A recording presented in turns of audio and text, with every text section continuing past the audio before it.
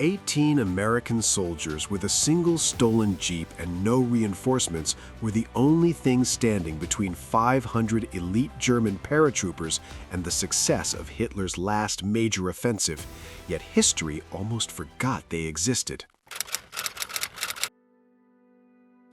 At 0530 on December 16, 1944, First Lieutenant Lyle Bauch crouched in a frozen foxhole on Lanzarote Ridge, watching a column of 500 German paratroopers emerge from the forest below his position in Belgium. He was only 20 years old, with just 3 months of combat experience, and he knew zero reinforcements were coming.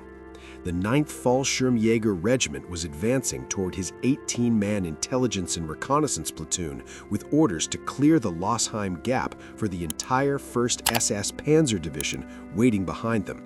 The Battle of the Bulge had begun just 90 minutes earlier with 1,600 German artillery pieces firing across an 80-mile front.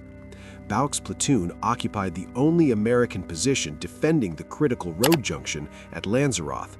Behind them lay empty roads leading directly to Allied supply depots and headquarters. The 99th Infantry Division's front line had been stretched so thin that Bauch's small reconnaissance unit had been ordered to hold a 5-mile gap meant for an entire battalion. No reserves existed, and the nearest American unit was 6 miles away at Buchholz Station. Bauch understood the mathematics of his situation immediately because his platoon carried standard infantry weapons like M1 Garand rifles and a single 30-caliber M1919 machine gun against 500 elite German paratroopers advancing in column formation. Those weapons would not be enough, especially since German intelligence had assessed American soldiers as cowardly and unwilling to fight without air support or armor. The Wehrmacht expected to punch through this sector in less than 2 hours and reach the Meuse River by nightfall. The 99th Infantry Division had arrived in the Ardennes only 1 month earlier, and most units lacked battle experience.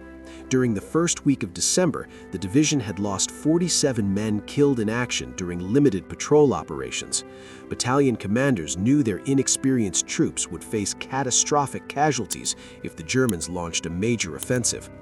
Every soldier in Bauch's platoon understood what happened to reconnaissance units that got overrun. Bauch radioed regimental headquarters at Hunningen and requested permission to withdraw. The response came back within 2 minutes, ordering him to remain in position because reinforcements from the 3rd Battalion would support him. But Bauch knew no reinforcements would arrive in time because the German advance had already cut telephone lines across the entire sector. His SCR-300 radio provided the only communication link to American forces. However, 4 days earlier, Bauch had made a decision that violated standard procedure for reconnaissance units. He had traded captured German identity cards to the regimental ordnance officer for 1 armored jeep mounting a Browning M2 50-caliber machine gun. The M2 fired 12.7mm rounds at 550 rounds per minute with an effective range exceeding 1,800 meters. The weapon could penetrate light armor and suppress infantry advances across open ground. Bauch positioned the jeep in the center of his defensive line behind 9 foxholes his men had dug into the hillside.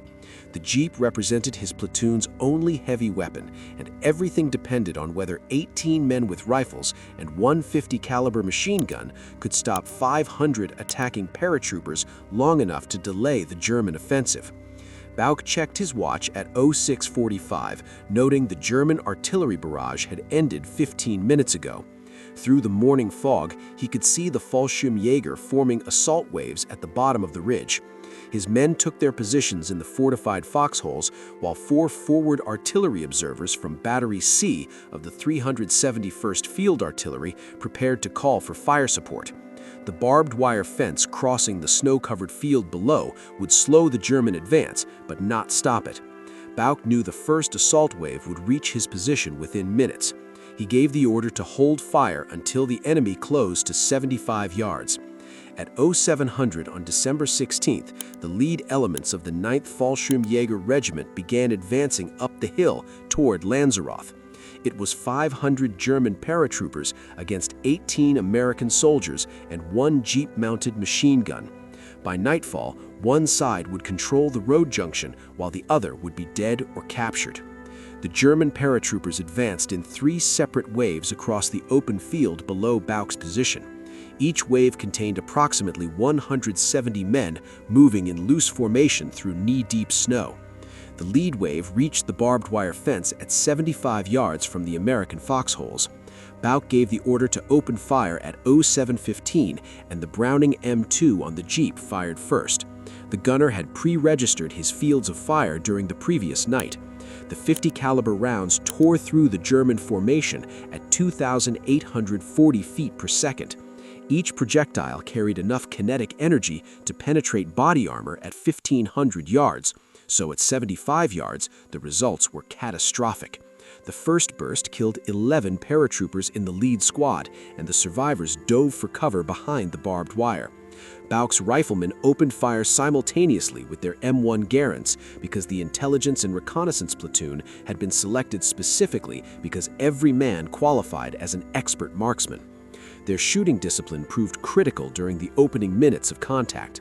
While standard infantry units fired in volleys, Bauck's men aimed for individual targets. The Germans attempting to cut through the barbed wire became priority targets. The first assault wave pulled back after 8 minutes of sustained fire. Bauck counted 23 bodies lying in the snow between the fence and the tree line. The Germans had expected minimal resistance from what their intelligence assessed as a thin screening force. Instead, they had encountered precision rifle fire and heavy machine gun support from fortified positions. At 07:45, the second German assault wave advanced using different tactics. They sent forward squads through the snow to provide covering fire, while assault teams attempted to flank the American position through the woods on both sides of the ridge. Bauck directed his Browning automatic rifle teams to cover the flanks, while the M2 continued firing at targets in the open field. The 4 forward artillery observers called for fire support. Lieutenant Warren Springer radioed coordinates for a barrage on the German assembly area at the bottom of the hill. No artillery arrived because the American batteries were engaged across the entire front, dealing with the massive German offensive. The 99th Infantry Division's artillery support had been allocated to other sectors where entire regiments were under attack. Bauck's platoon would receive no indirect fire support. German MG-42 machine guns established positions at the tree line and began suppressing the American foxholes with sustained fire at 1,200 rounds per minute. But the Germans could not advance while the M2 continued firing. Every attempt to cross the open ground resulted in immediate casualties, as the snow-covered field provided no concealment. The second wave withdrew at 08:04, and Bauck assessed his ammunition situation. His men had fired approximately 400 rounds during the first 2 assaults. Each soldier carried 80 rounds, and at the current rate of expenditure, the platoon would run out of rifle ammunition before noon. The M2 had fired through 200 of its initial load of 550, and the gunner reported the barrel temperature was approaching operational limits. The Germans paused their assault for 37 minutes while Bauck observed enemy troops massing at 3 separate positions around the base of the ridge. The 9th Fallschirmjäger Regiment was preparing a coordinated attack from multiple directions. His 18-man platoon would need to defend against simultaneous assaults on the front and both flanks. At 0841 on December 16th, 500 German paratroopers prepared for their 3rd assault on Lanzarote Ridge. Bauck's men had less than half their ammunition remaining, and the M2's barrel glowed red from sustained firing, while reinforcements were still 6 miles away with no way to reach the isolated platoon. The 3rd German assault began at 0841 with coordinated advances from 3 directions. 2 squads of paratroopers moved through the dense woods on the eastern flank, while the main force attacked across the open field. The 9th Fallschirmjäger Regiment had committed approximately 350 men to this wave. German officers expected to overrun the American position within 15 minutes.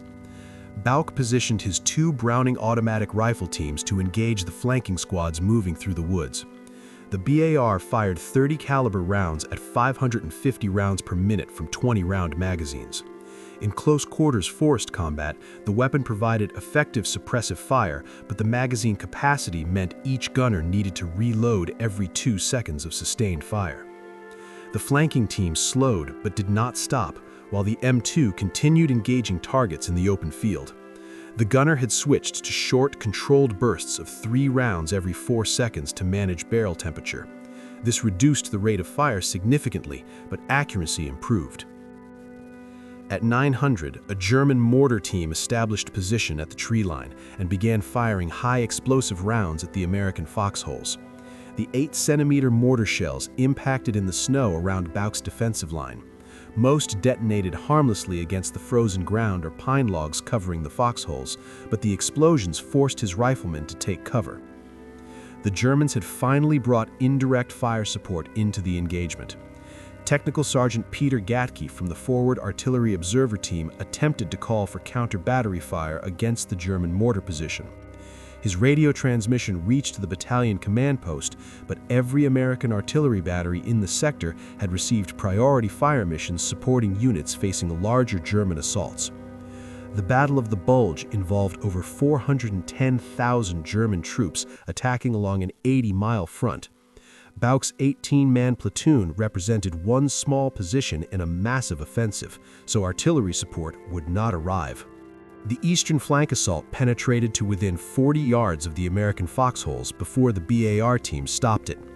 Private First Class William James fired 3 complete magazines in rapid succession, hitting 11 German paratroopers.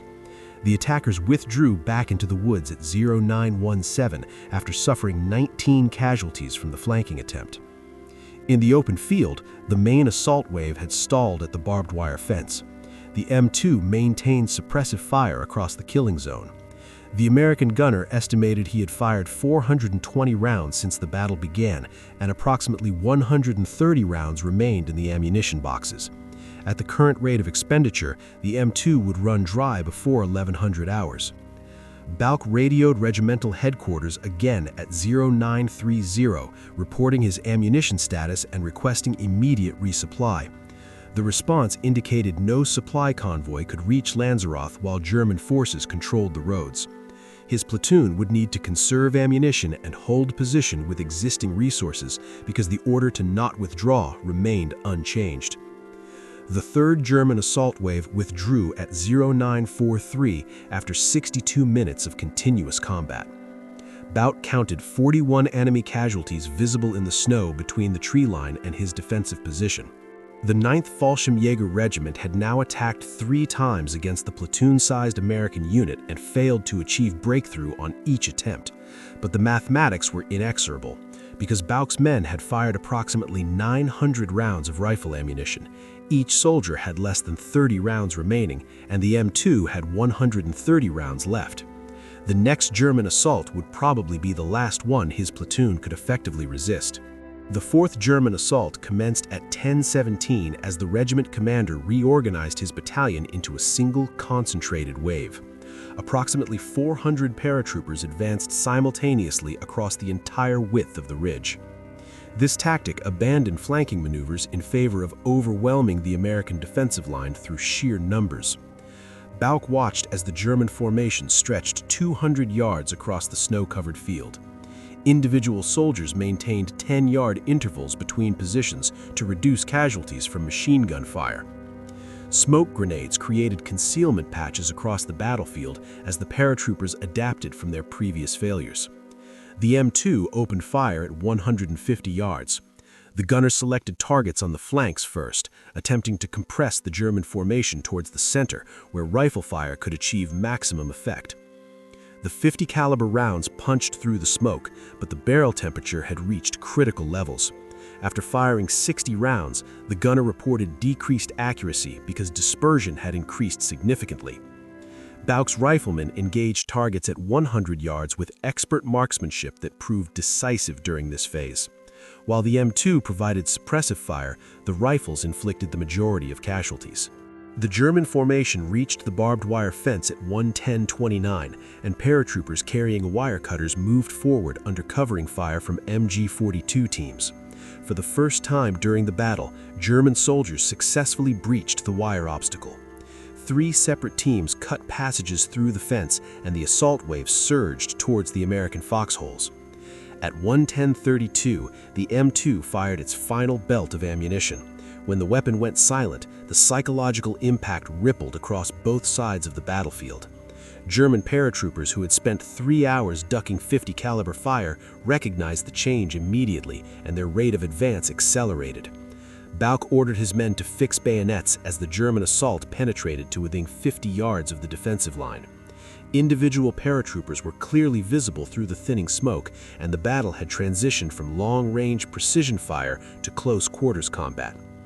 Private First Class Robert Lambert fired his last clip at 1:10:38 and found his ammunition bandolier empty. Around the defensive perimeter, other soldiers reported similar situations after the platoon had expended approximately 1,200 rounds of rifle ammunition during 4 hours of sustained combat. Less than 200 rounds remained distributed across 18 men. At the forward, artillery observers made one final attempt to reach American artillery support, but were told no available artillery piece was engaged supporting regiment-sized units elsewhere. At 1:10:45, the 4th German assault reached maximum intensity, as 400 paratroopers pressed against defensive positions held by 18 Americans with less than 200 rifle rounds and no heavy weapons. The German paratroopers breached the American defensive perimeter at 10:53. A squad of 12 Fallschirmjägers penetrated between two foxholes on the eastern flank where ammunition had run out first. The soldiers in those positions engaged the Germans with hand grenades and entrenching tools, while one American soldier used his rifle as a club. Bauck redirected 3 riflemen who still had ammunition from the center of the line to contain the breach. They fired at point-blank range, killing 7 paratroopers and forcing the remaining 5 to withdraw. At 11:09, Bauck made a decision that violated every principle of reconnaissance unit doctrine. Instead of attempting to withdraw or conserve his remaining ammunition, he ordered his men to maintain maximum rate of fire. Bauck understood the psychological dimension of the engagement and knew that as long as his platoon maintained heavy fire, the Germans would believe significant defensive capacity remained. For the next 8 minutes, Bauck's remaining 14 men with ammunition delivered sustained precision fire. The paratroopers interpreted the increased fire rate as evidence of fresh ammunition supplies or reinforcements. The 4th German assault wave withdrew at 11:21 after the regiment had committed its entire battalion to 4 separate attacks over 4 hours. Casualties now totaled 92 men killed, wounded, or missing, leading officers to report that the American position appeared to be held by a reinforced company. Bauck conducted an ammunition count at 11:30 and found his entire platoon possessed only 73 rounds of rifle ammunition. The M2 remained silent, with empty ammunition boxes scattered around the jeep. At 11:45, Bauck observed German officers gathering at the tree line with what appeared to be reinforcements from Division Reserve. Through his binoculars, he counted approximately 200 fresh paratroopers moving into assault positions. Bauck radioed regimental headquarters and reported his situation, but the response came back within 1 minute, stating that the 3rd Battalion could not reach Lanzarote and he must hold position. His platoon had delayed the German offensive for over 6 hours and inflicted nearly 100 casualties on an elite airborne unit. But when the 5th German assault came, 18 Americans with 73 rifle rounds would face 400 fresh paratroopers. The 5th German assault began at 12:37, with approximately 400 paratroopers advancing in a modified formation, emphasizing rapid movement. The 9th Fallschirmjäger Regiment had committed its reserve companies to this attack. Bauck distributed the remaining 73 rounds across his platoon, giving priority to soldiers with marksmanship qualifications. The defensive plan was to shoot until ammunition ran out, then fight with bayonets and grenades. The American riflemen held fire until the Germans reached 60 yards.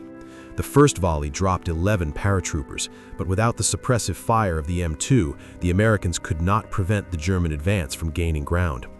At 12:51, 3 German soldiers reached a foxhole on the western flank where the occupants had expended their ammunition. The Americans fought with entrenching tools and fists until the paratroopers withdrew after sustaining knife wounds. The German assault gained momentum at 1300 as paratroopers breached the wire barrier at 4 separate points. Small groups moved toward the American foxholes using smoke grenades for concealment.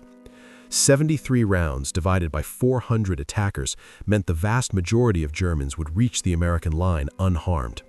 At 13:14, Private First Class William James fired the last round from his M1 Garand. He reached for his bayonet and prepared for close combat.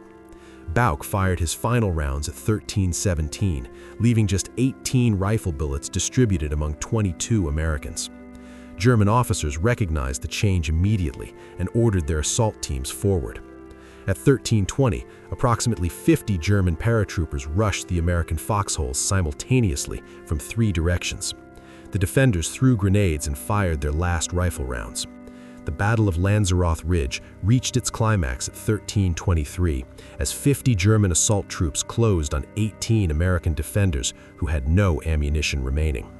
The German paratroopers overran the first American foxhole at 13:26. Hand-to-hand combat lasted 8 seconds before a German officer pulled one of the Americans from the foxhole at gunpoint. Additional German troops poured through the breach, so Bauck ordered his men to cease fire and surrender. At 13:32, the 18 Americans from the Intelligence and Reconnaissance Platoon and 4 forward artillery observers raised their hands, ending the battle after 7 hours and 57 minutes of continuous combat. The German casualties were immediately visible, with 92 bodies lying between the tree line and the American foxholes. The 9th Fallschirmjäger Regiment had lost 16% of its combat strength, attacking a position defended by 22 men. Only 1 American had been killed and 14 others wounded. A Fallschirmjäger sergeant examined the silent M2 on the Jeep and refused to believe Bauck when he said it was their only machine gun. German doctrine held that sustained heavy machine gun fire required multiple weapons, so the concept that one gun operated by exhausted soldiers could produce such effects contradicted their training. At 1400, the battalion commander ordered his medical personnel to treat American and German wounded without discrimination.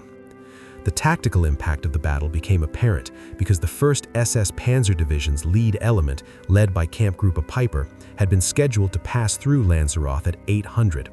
Their objective was to reach the Meuse River by nightfall, but the infantry regiment assigned to clear the route had been stopped by 18 American soldiers. Kampfgruppe Peiper did not arrive at Lanzarote until midnight on December 17th, which was 16 hours behind schedule. This delay cascaded through the entire German offensive plan, and the northern wing of the Battle of the Bulge lost critical momentum. Instead of advancing 60 miles towards Antwerp, the 1st SS Panzer Division managed less than 10 miles before encountering reinforced American positions. Lyle Bauck and his wounded platoon began their march into German captivity at 6:30 on December 16, 1944. They had held Lanzarote Ridge for over 11 hours against 500 attacking paratroopers, inflicted 92 casualties, and delayed the main German armored thrust by 16 hours. As prisoners of war, they believed they had failed. Bauck spent 5 months in German captivity, where conditions deteriorated until Allied forces liberated the camps in April 1945. Bauck returned to the United States, believing the capture of his unit was a tactical failure, not knowing he had derailed the German timetable. The battle disappeared into the historical record, overshadowed by larger engagements like Bastogne. It wasn't until 1965 that the U.S. Army published a history mentioning Bauck's platoon in passing, which prompted Private First Class William James to encourage Bauck to seek proper acknowledgement. After a 15-year campaign involving congressional hearings and interviews, the historical significance of Lanzarote Ridge finally became apparent.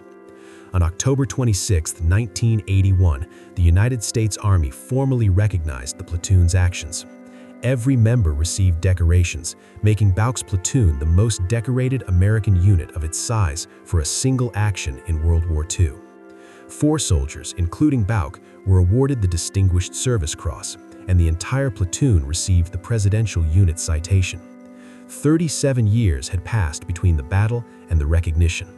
The surviving members finally understood they had not failed, but had accomplished something extraordinary by stopping an army with nothing but a stolen Jeep and their own refusal to yield.